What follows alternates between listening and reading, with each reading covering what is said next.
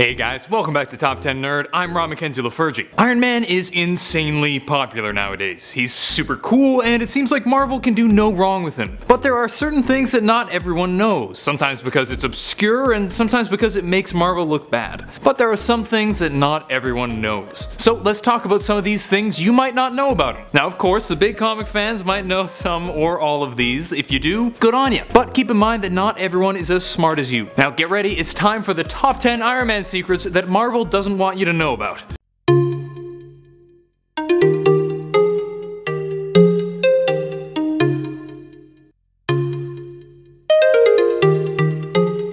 Number 10. Tom Cruise was almost Iron Man. Oh boy, I bet he's kicking himself for this one. Before Robert Downey Jr. was selected to be Iron Man, Tom Cruise was slated to be taking on the mantle. Unfortunately for him, he decided to turn it down because he didn't think it would be anything special. I'm gonna go ahead and say he was wrong on that one, but frankly, I'm glad he didn't take the part because Robert Downey Jr. is just absolute perfection. Number 9. Tony was once the Secretary of Defense. In the comics, Tony Stark spent some of his time working for the US government as Secretary of Defense. Really, he's kind of the best man for the job, having defended the country in more ways than anyone ever has. It was a rather short-lived tenure, but it was pretty cool to see. This was even referenced in Iron Man 2 when Tony was at the congressional hearing. He told Senator Stern that he'd be happy to take a position as Secretary of Defense. While we've yet to see it actually happen in the films, and by the looks of things probably won't, it was a nice bit of fan service and gave us nerds something to chuckle at and feel superior. Number 8. The meaning of Jarvis. If you're an Iron Man fan, you'll know the good old AI Jarvis, who would later become part of Vision. I mean, he doesn't actually become him, but you know what I mean, it's complicated. But one thing that was never really said outright in the films was what exactly Jarvis stands for. Well, prepare to be disappointed, or maybe give a slight chuckle, because it stands for just a rather very intelligent system. Apparently Tony's creativity doesn't extend to naming things. Fun fact, Paul Bettany didn't actually know what film he was working on while recording the voice for Jarvis. He just did it as a favor to Jon Favreau. Good call, Favreau. Number 7. He fought his teenage self. Well, his teenage self from an alternate universe fought him when he was hypnotized and working for a supervillain. Then he sacrificed himself, then he merged with his teen self. Yeah, there's a reason not many people know about this. In the Crossing storyline, it turns out Tony was under the control of the evil Kang/Immortus, so the Avengers had to fight against both Kang and Tony. And they go, well, let's just get another Tony! And they get his teenage version from Earth 96029. The two end up fighting it out, and old Tony breaks out of the mind control and sacrifices himself to save the day. And later, he and Teen Tony were merged by Franklin Richards into one Iron Man. This is the kind of thing that Marvel would love to just forget about, but it's fun to laugh at the less awesome storylines. Number 6. Mr. Doll. Look, Iron Man has some pretty lame villains, but Mr. Doll is definitely one of the worst. He uses a little voodoo doll thing that he can shape to look like someone, then he can use the doll to control that person. Can you think of why he's crap? Well, for one, he needs to change the doll when he sees you, so if you just attack quickly, he's just a guy in a stupid hat. But even if he does get his doll created in time, he just has the one. So like, if he's attacked by 2 heroes, or even just 2 regular people, he's pretty useless. Marvel tends to keep him on the down low, not using him anymore, and I think it's safe to say that they'd be happy if he just disappeared forever. Number 5. Ultimate Iron Man. Man, this whole thing was just weird and a pretty low point for Marvel. The Ultimate comics certainly had some redeeming qualities, but they went super weird with Tony Stark. In this reality, Tony was born with his brain strung throughout his body, causing his skin to be extremely sensitive. So his father decided to blue him. By which I mean, of course, he gave him a blue armor made of computronium that made his skin look blue. What'd you think I meant? Now, this was stupid not only because it looked really dumb, but because it could be washed off with antibacterial soap. I'm not joking. It pains me that it's dumb because it was written by Orson Scott Card, who also wrote one of my favorite books of all time, Ender's Game. But maybe it's just karma getting him back for the ridiculous stuff he said. I think I'll just stick with Ender and Bean. Number 4. Originally, he had to keep charging himself. While many people nowadays are used to Iron Man being powered by the arc reactor, like we see in the movies, in the comics he had to keep charging his suit to keep himself alive, something that almost killed him a few times. This was a pretty dumb mechanic that has since been removed, and it won't be coming back soon. And thank goodness, because it was just silly. It wasn't even like a special charger, just a regular power cord plugged into the wall. Yeah, definitely glad the movies didn't take that route. Number 3. The sexy RiRi incident. Here's one thing that Marvel really doesn't want us to know about because it caused them some problems in the past. When RiRi Williams, or Ironheart, was introduced, some fans were upset at how sexually she was drawn, considering she was just 15. Yeah,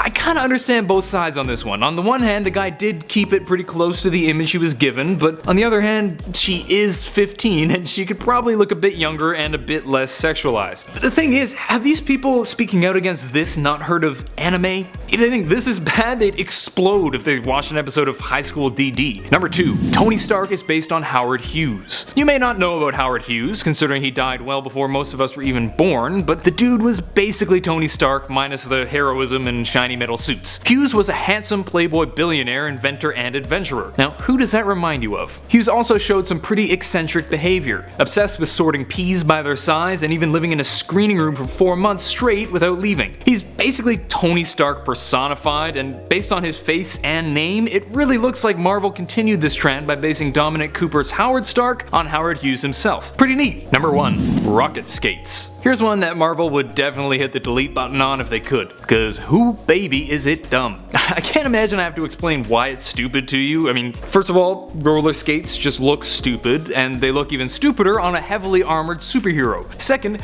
Iron Man can fly! Why are you going around on roller skates when you can just freaking fly? The funniest part is that apparently Tony built these to be used in the military, and the idea of a bunch of commandos scooting along the road on roller skates is just too much. That's it for today. Hope you guys enjoyed, and if you did, please smack that thumbs up button and subscribe to Top 10 Nerd for more videos. Who do you think would be a good replacement for Robert Downey Jr. as Iron Man? Let me know in the comment section down below. Until next time, I'm Ron Mackenzie LaFergie with Top 10 Nerd. Later, nerds.